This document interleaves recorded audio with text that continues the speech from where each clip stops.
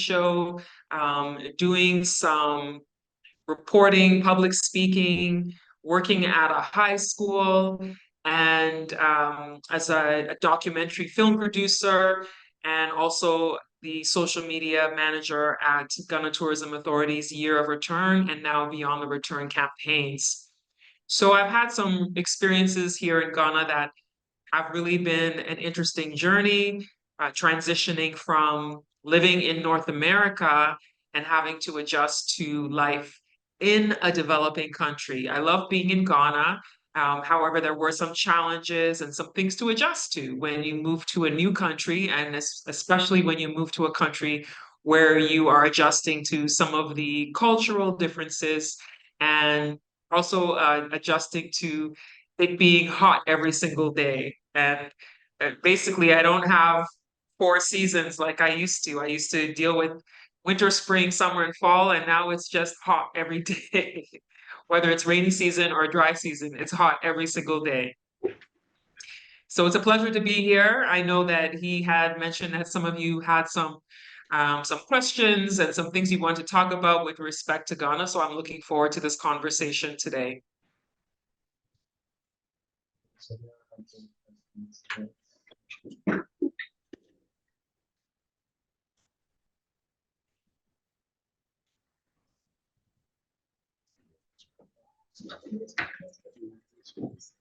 So maybe introduce yourself.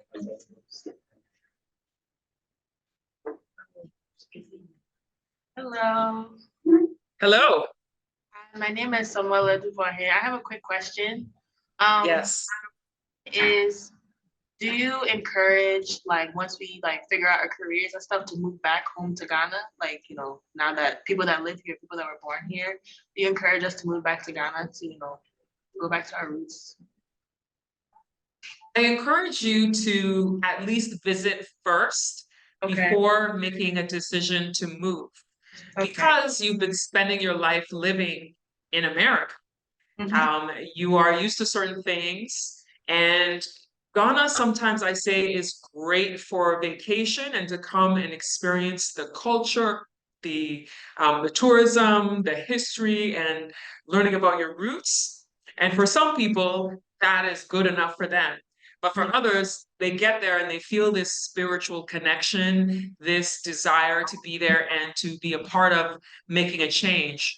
So I always say I do encourage people to come, Mhm. but I also know that not everybody has the inner passion and desire to actually live, work, start a business, because it is a challenge when you don't know the country and you're used to a certain way of things in the US. It can be challenging. However, I encourage every Black person to make a trip to visit Ghana or to visit any other African country to learn more about the roots of Black people, and to have a better understanding of who we are globally. Because believe it or not, as much as because the media shows Africa in a certain way to Americans and to Canadians, to people in Europe, and the media also shows America a certain way to Africans. The media has controlled the narrative for so many years that now we have the opportunity to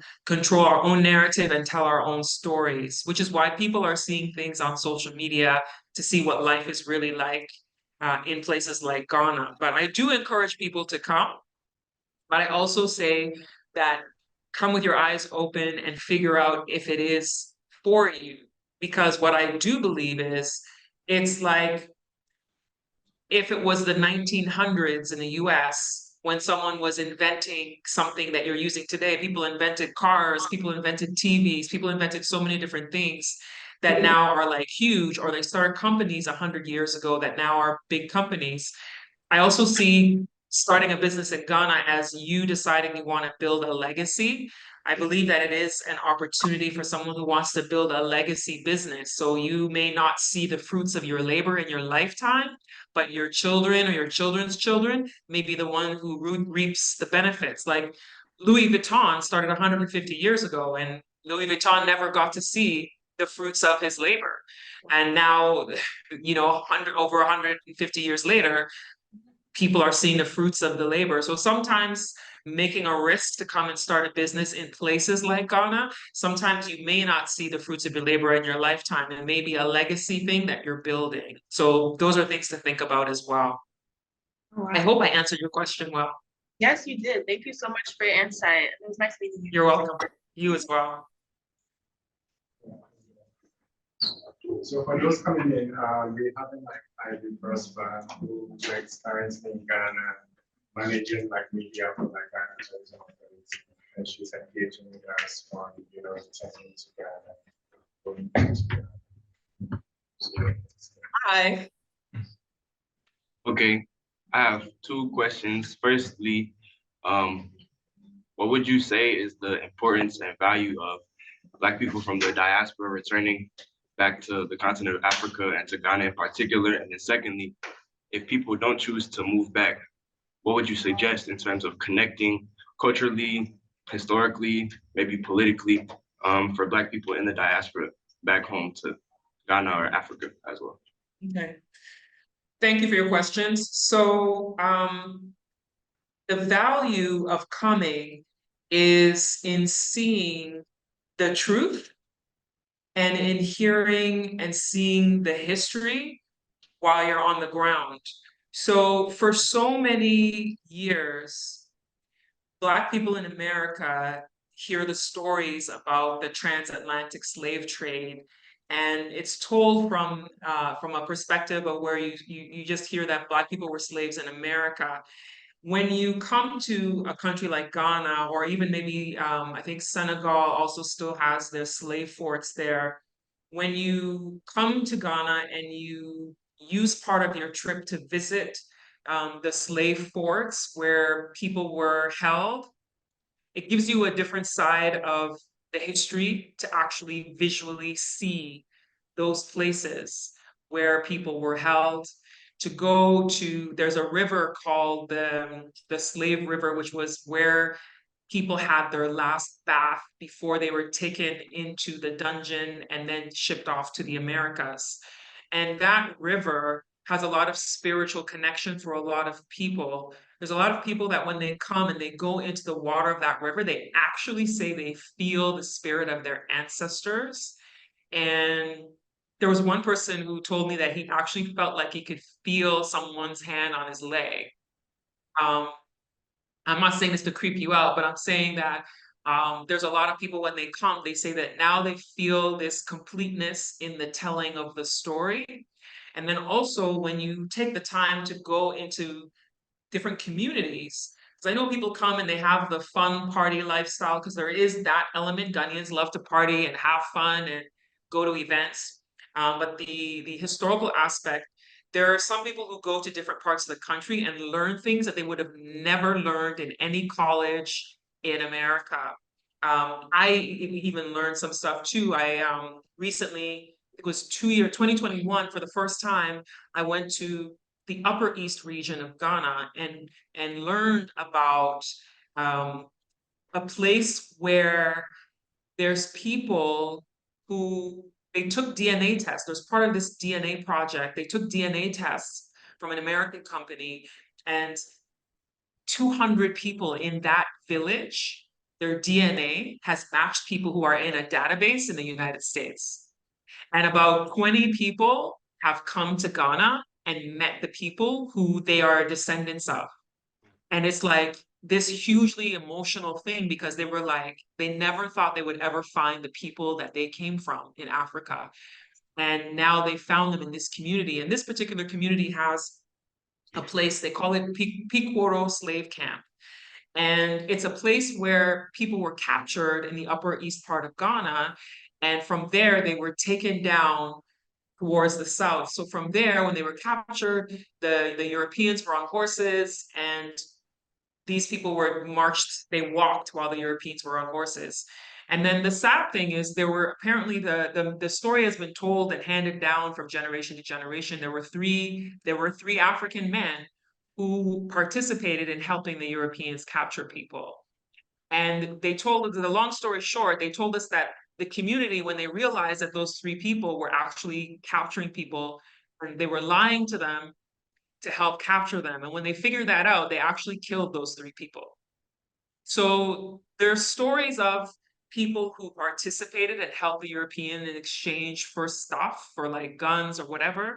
But then there are communities of people who tell stories about how their ancestors actually fought against these people. You know, there's a place in the north called I forget the name of it. I'm drawing a blank, but there's another place in the northern part of Ghana that has this wall that's still there. It's kind of falling apart a bit, but they said that during the times when they were raiding and people were capturing people, it was actually a wall that the people built to protect themselves from being captured. So there's a lot of history that you would never learn unless you actually came here. So that's the part of the value. And also, when you come here, sometimes you realize how similar we are as a people. We have differences, but we have similarities. Like the mayor of New Orleans came and she talked about how she was somewhere and there were like some marching band stuff playing, and she was like, this sounds like something from New Orleans, you know? And here she is in Ghana hearing the same rhythms of music. So there's those are some of the examples of the value. Now, for somebody who may not be able to come or who may not want to live in Ghana or in Africa and they still want to connect, one of the ways that that can be done is through cultural exchange or through business opportunities. So, for example, I recently met a gentleman who does music production, and his way of connecting with Africa is by coming like a couple times a year and doing a workshop for the young people to teach them about music production, because there are some things that some people may not have access to. So some people use that as their opportunity to give back to some communities. Or it could be a business, because sometimes there's people who will invest in a business that they hear about. They'll invest in a business in Ghana, and then they know that they're helping somebody to be able to get to the next level with the business that they're doing when they're investing in them. So those are a couple of examples of ways that you can connect without actually having to live or move to Ghana. Okay. Oh, no, thank you. I appreciate you. You're welcome.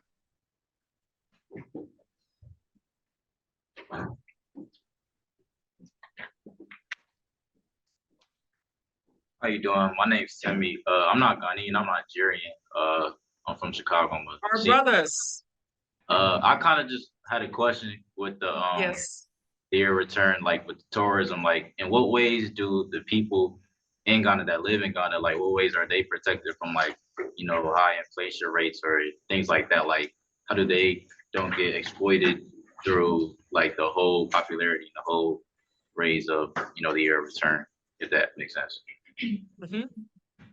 I don't have the answer as to what protections may have been put in place.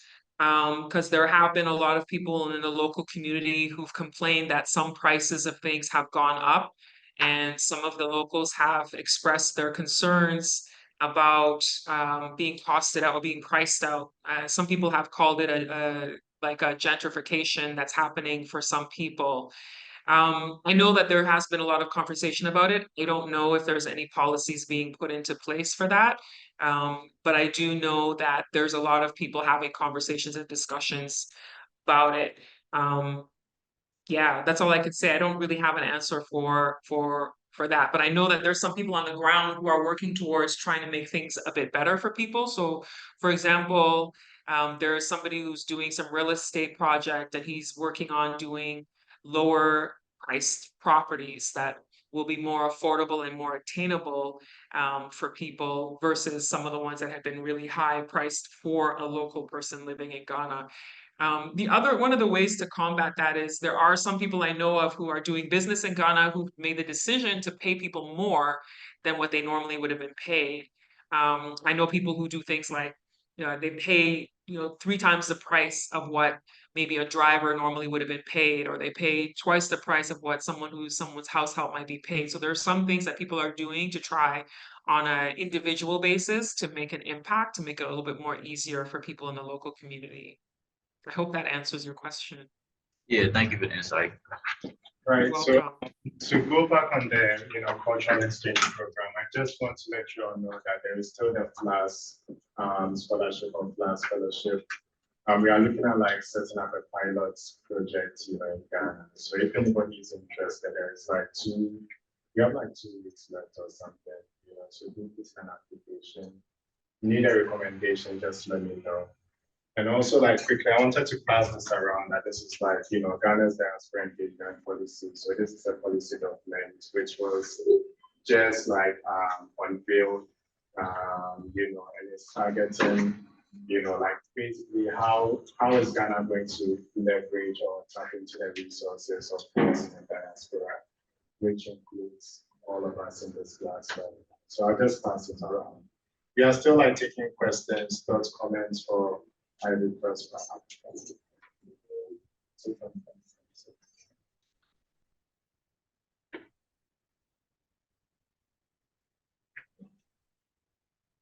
Hello.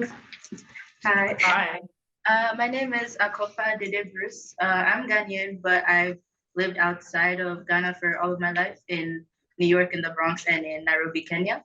And living in Kenya, tourism is a huge part of like Kenya's greatness and how people get to know Kenya. Like if you say safari, everybody knows like what safari is and all that kind of stuff. So often, like I always hear like my parents and like their coworkers always talking about like how Kenya has utilized their resources in like such a great way to be able to make a large profit off of tourism. So I wanted to know what's your experience in like your research and looking at different African countries from all over the continent and comparing like I don't know like their tactics and what they use to build off of their tourism compared to like how Ghana is like steadily building ours up. First of all, I have to agree with you. Kenya is very good at their tourism for a long time. They're very well known with their customer service and everything. I've been there, so I have experienced tourism in Kenya myself.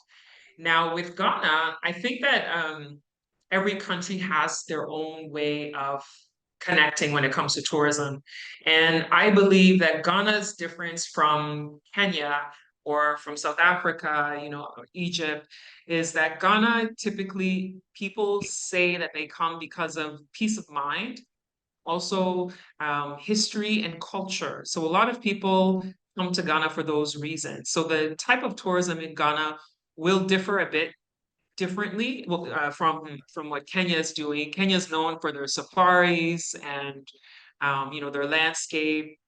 They have some really nice beaches in like Mombasa. So they have their things that they're known for. Tanzania known for their clear blue water and everything. Ghana is known as a place that has history and culture. So a lot of people come because they want to experience that. And so I think Ghana has done a good job so far um, connecting. And in particular, since the 2019 Year of Return campaign, there's been a lot more young people connecting with Ghana, the millennials and some of the Gen Z connecting with Ghana, in particularly because of the power of social media, which wasn't in existence, decades ago. So now that is how Ghana is able to share stories with people about what's going on in this country and about what history they can connect with and about the landscape and history and culture. Yeah, because people think about Ghana, they think about, the woven kente cloth, they think about the Ashanti Kingdom, um, and they think about the history of the transatlantic slave trade, because Ghana was the country that had the most slave forts along its coast during that time, and I believe still has the most that are still standing. Although there's 2 that people primarily know about in Cape Coast and Elmina, there are others that are along the coast as well, still not in the greatest condition because of erosion over time, but there still are quite a few along the coast. Thank you very much. You're welcome. Yeah, and also, like the transfer is being very humble here. Like if we know the Year of Return and Beyond the Return, she was behind, the media which actually popularized, the Year of Return and Beyond the Return. So I mean, she's being very humble, but yeah. Greetings, thank you for your time. I hope you can see me clearly. Yeah, so my question is like logistical for those of us that are already have already or are repatriating to the continent, right? So if they come to Ghana, what do they need to, before they leave, within 3 weeks, what do you need to be able to establish business locally? And then how much money do you have to put in the central bank for Ghana so that you're automatically on a road to citizenship and comfort without having to question anything? Like, what's the dollar amount or local currency amount? And then like, how long does it take to open a business from when you get into Accra? When you're coming to Ghana, initially coming to Ghana, the first thing you need is you need to see if you need a visa to come to Ghana. So I don't make any assumptions because I don't know the background of everybody in the class. But there are some countries that if you have citizenship in those countries, you don't need a visa to come to Ghana. So for instance, I've met people who are American citizens, but they also have a Jamaican passport. So if they have a Jamaican passport, they don't need a visa to come to Ghana. Someone with a Trinidad passport, you don't need a visa to come to Ghana. If you have a Nigerian passport, you don't need a visa to come to Ghana. So depending on the country you're coming from, you would need a visa. If you're coming with an American passport, you definitely need a visa. So you would need to connect with the US Embassy in Washington, D.C. or in New York to apply for your visa before coming to Ghana. Now, doing business in Ghana as a non-Ghanaian citizen, there are rules and regulations to how much money in cash or accessible assets that you're supposed to have before you move to the country. And I believe the figure is about 500,000 US dollars in value of assets or cash that a non-Ghanaian citizen would need to have. You need to confirm that with the Ghana Investment Promotion Center, but it is a large amount of assets that is expected for a non-Ghanaian citizen.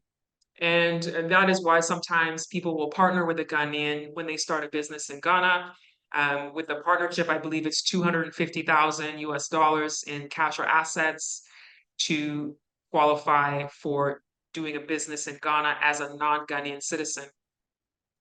Now, the way that people get around doing that is doing an export business, because if you do an export business, then you would deal with the Ghana Export Promotion Center. Sorry, Ghana Export Promotion Authority, GEPA, GEPA, Ghana Export Promotion Authority, in exporting of goods. There are a lot of businesses that you do not need to be a Ghanaian citizen and you do not need any investment capital at all because your business would be registered in your home country, your previous country. So if you're an American citizen, let's say, because I know someone who does this actually, he has his business registered in the US. And what he does is he comes to Ghana, he sources goods like, artwork, sculptures, textiles, different things that he gets here, and then he exports it to the US for sale. So he goes and he sells his product in the US, and then he comes back to Ghana, sources the things, and goes back to the US to sell. So there's that is one way that a lot of people will do business without being a Ghanaian citizen and without having to have that capital investment.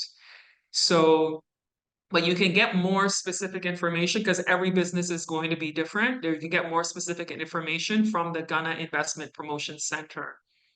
As far as how much money a person needs to start a business, that all depends on what it is that you're planning to do. So you have to investigate that. The Ghana Investment Promotion Center actually has what's called the Diaspora Investment Desk. And the Diaspora Investment Desk is specifically about investments, opportunities for the diaspora in Ghana. So if you reach out to the Diaspora Investment Desk, they actually have an Instagram page, which is Diaspora Investment Desk. I can give it to Yao if anybody needs it. And then you can actually reach out to them directly and they can answer more specific questions since that's their expertise with respect to diaspora doing business in Ghana. Now, with respect to citizenship in Ghana is not, Ghana does not have citizenship by investment. So no amount of money that you have in a bank account is going to get you citizenship in Ghana. Ghana is a country that you would have to come to the country and make the decision to live in the country before you can apply for citizenship status. So there's people who they come on a tourist visa and they stay in Ghana and then they renew their visa and they stay, and they renew the visa and stay, and then they decide to apply for residency status, and then from residency status is before you can start to apply for citizenship. And if you marry somebody, the citizenship comes quickly because there's people who come here and then they meet someone and fall in love and get married. So that's another way that people decide to get citizenship, and it happens much quicker when it's through marriage than through the regular channels. Now, Ghana currently, the Diaspora Affairs Office is very actively involved in what's called the Homeland Return Act, and that is currently in the government, the parliament, which in the US you would call that the Senate, but in Ghana it's the parliament. So they're looking at this bill that would actually help the diaspora with getting citizenship faster. It's not yet passed, but it is in the government being reviewed. And the Diaspora Affairs Office is specifically the ones who have been, part of working on that particular policy, as well as other government stakeholders, foreign Ministry of Regional Integration, I believe, is also part of that as well. And but beyond the return office, I know that the director is involved in some of the conversations that happen with that as well, and the CEO of Ghana Tourism Authority as well.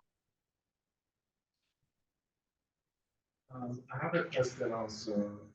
So with regards to like moving to Ghana, returning to Ghana, like what role do you think, what's the essential function of language when you decide, to move to Ghana, visit Ghana? Did you say what's the national language?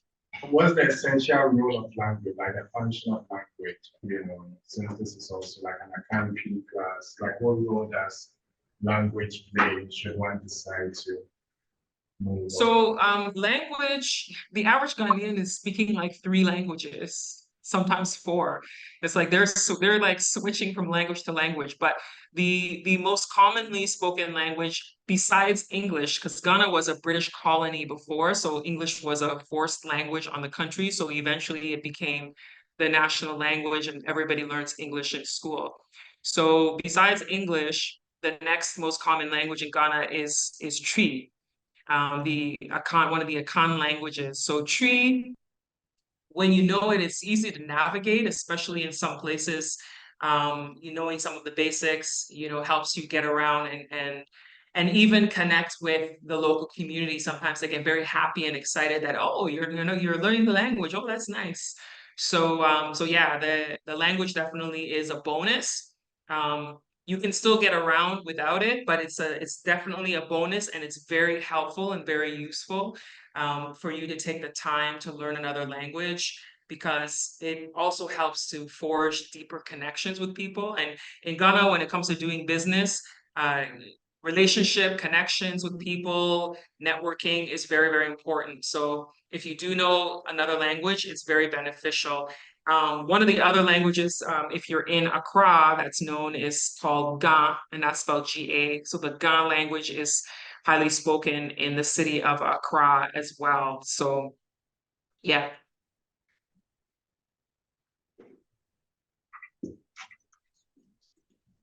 Hello, my name is Manfred.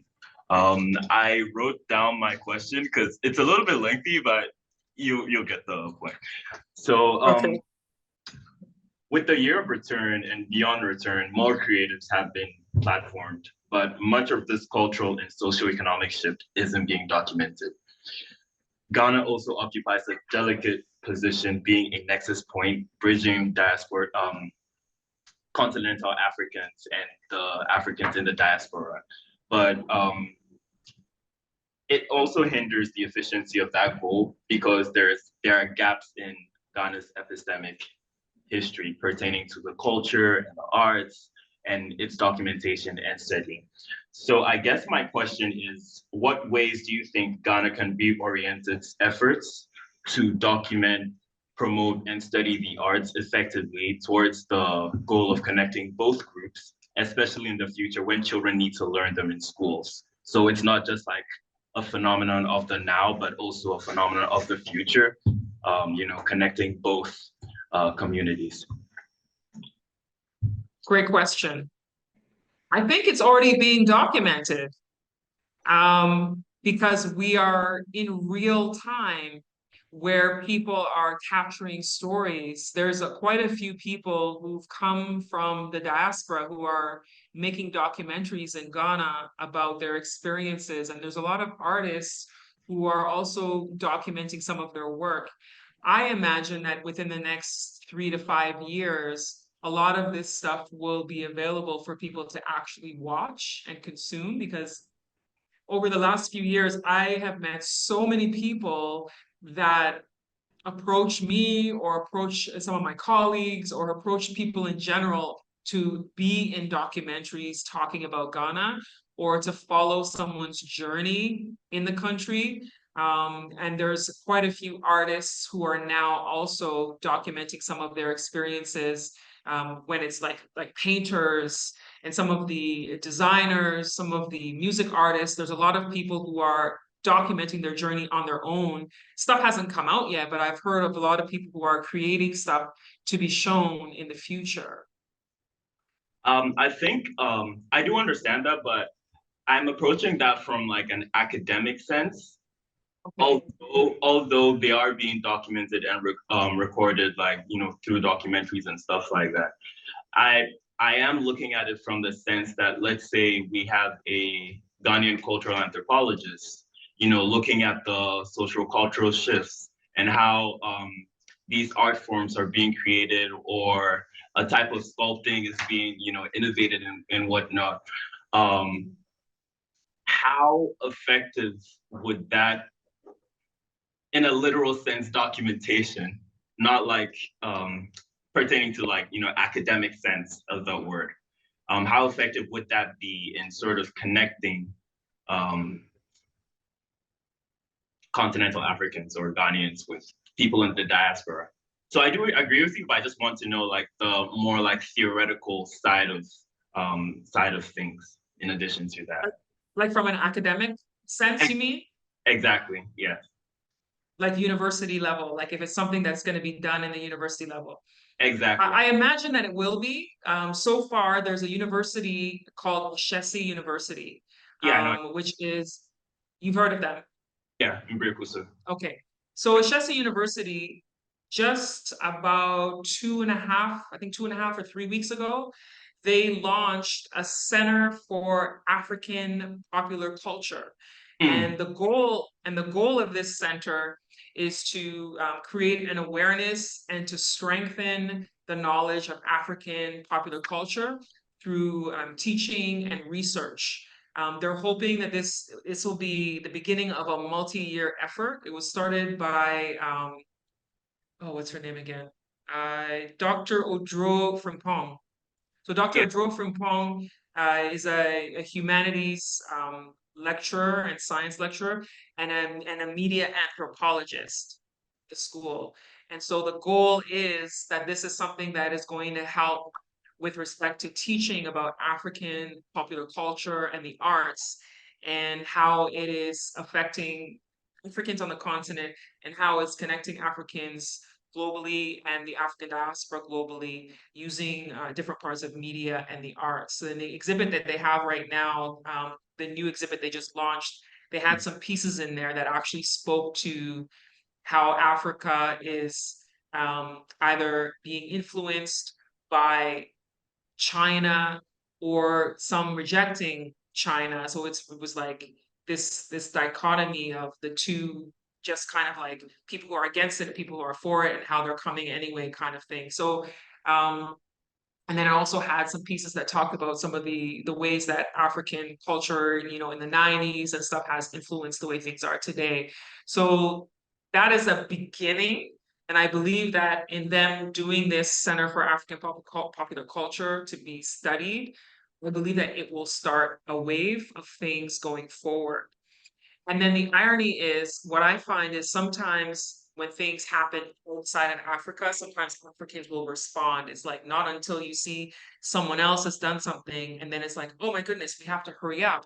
Because I actually recently saw that there's a PhD program on the study of Afro beats coming out of the UK. And I was like, PhD program on Afrobeats in the UK. So if that's starting there, I can see this shift happen where people here will be like, okay, we need to do this for ourselves. We can't have let someone else be the one who's studying this. We have to be the one studying this. So I definitely think that it is something that will be the way forward. It's just beginning. As I said, the Center for African Popular Culture at Ashesi is like revolutionary that this has even happened there. And I can see other schools in Ghana deciding to do the same after seeing the success at Ashesi. Okay, well, thank you very much for your answer. You're welcome. Those comments, but also maybe if you could please share like social media handles if anybody wants to either follow you or follow what's happening in Ghana. The social media handles for myself, if you're following me, I'm Ivy Prosper on all social platforms on Instagram, Facebook, Twitter, YouTube. It's Ivy Prosper. And my website is ivyprosper.com. My email is ivy@ivyprosper.com. And then as far as my work with Ghana Tourism, the social media platforms I work on are Year of Return and then Beyond the Return, also on Instagram, Facebook, Twitter, and just started the TikTok for Beyond the Return. Yeah. So we don't have any conclusions about presidents. I'm also on LinkedIn as Ivy Prosper. ID. Yes, ID.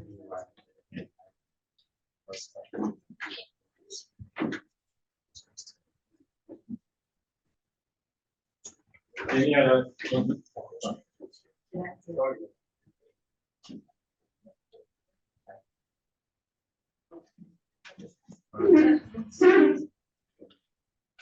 Hi, I'm back again. So my is just like, how does it make you feel to know that there's an Akan tree class being offered here at Howard and like seeing classroom full of students willing to learn and yeah, just like getting to interact with us kind of. It feels great because I'll tell you this story. I was born in this country, but we left when I was 2 years old. And I grew up in Canada. I grew up in this city called St. Catharines. Ironically, Harriet Tubman lived in that city where I grew up. There's a church there that's a historical monument that Harriet Tubman attended that church. Anyway, now it's like a place that there is a small community of Black people who are descendants of the transatlantic slave trade who came through the Underground Railroad that live in that city. And then there's the people who are immigrants, and then there's the mostly white people. So I went to a school that was mostly white people, and I was the only only Black person in class all the time, getting made fun of as a Black person, as an African. And so you know how kids are, you want to be like your friends. When my mom would speak Tree, I would feel embarrassed back in those days and be like, "Oh, just speak English, mom, just speak English." And she'd be like, "No, I'm not going to speak English." And now I appreciate that she did that. And the irony is there was a time when growing up, like I left St. Catharines and moved to Toronto when I went to university, and it was like watching a different world and seeing these historically Black college life. It was like, man, I would love to go to a place like Howard, Spelman, like, because we didn't have those kinds of things in Canada. And Canadians would come down to Howard University to go to Howard Homecoming. My sisters went to Howard Homecoming to go and have a good time. And to now be talking to a group of students at Howard, for me, feels great to know that people are interested in learning the language that, I was once embarrassed because of being around white people. And then now living here, I'm grateful that my mom spoke it. And even though when she would speak it, half the time we would respond to her in English because we were like, oh, it's not cool. So we wouldn't speak Tree. And because of that, our strength in it wasn't very good. And now that I live here, I've gotten way better. People still hear my accent when I speak it, but they understand me. And I'm like, thank God my mom continued speaking Tree. So what she would do exactly is we'd be like, I remember in the grocery store, she was like, speaking Tree. I said, Mom, speak English. Then she was like, me, if you don't call. Meka me krom kasa and for me who meka me krom kasa. And then basically she said, I'm a fiat uncle, I'm gonna speak my language. And it doesn't matter to me, I'm gonna speak my language. Then she would say, Indians, Omaka Krom Kasa, Greek, Omaka Krom Kasa, Chinese, Omaka Krom Kasa. She'll be like, everybody's speaking their own language. So why can't I? I'm gonna do it. And I was so grateful that she did because now I'm able to, not get swindled when I go to the market. So yeah, it feels great. It's like a full circle moment to know that people are interested in this language. Yeah. Thank you for that question. Thank you. Ivy, so class, what do we say to Ivy first time? Thank you so much. Thank you so much for having me. This has been really great. And anybody wants to reach out to me by email, send me an email. Right. Or a DM on social media. So we're also having another event at Blackburn Digital Auditorium known as the Afro Soul Symposium, looking at fostering relations between the diaspora and content. Excellent job. There's going to be lots of Thank you. So just letting you know. It's actually now. It's like 2 to 5. Yeah, it's from 2 to 5. Okay. So yeah, it's a range. That's all you heard. Yeah, there's lots of. That's all you heard. Yeah, but also next week we'll be doing like midterms at the end of next week, right before we go to spring break. Yeah, we'll be having a test. Yeah. Like it's like a written test? Yes, it's going to be written, but it's going to be Google Forms though. Okay. So, you have like some time to actually, take your time and do that. But next week we'll be doing a revision of everything we've done in class thus far. So there is no reason to fail, please. Yeah. Well, yeah, yes. So yeah. Also, I've sent in another assignment. This you have to do a media recording. So do take a look. Some have also not submitted on pronouns and being polite. So if you've not done that, please, Destiny, I'm looking at you. I did it. Yo, Prosper, Patrick, your recipe. Yeah, we'll be in touch. Yeah. Bye. Yo, then ask you, how you doing? Okay. I'm tired. I can't wait for that. Yeah. So everything is like a yeah, but it's really like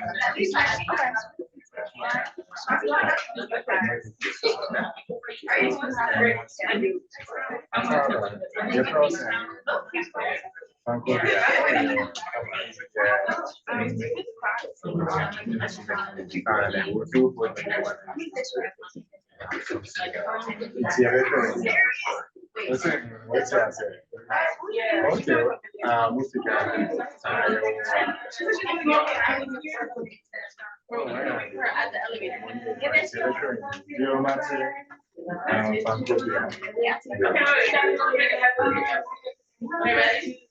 Listen, what's it say?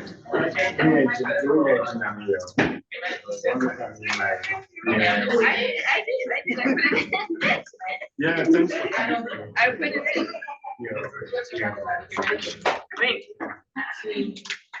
African takeover for. Yeah.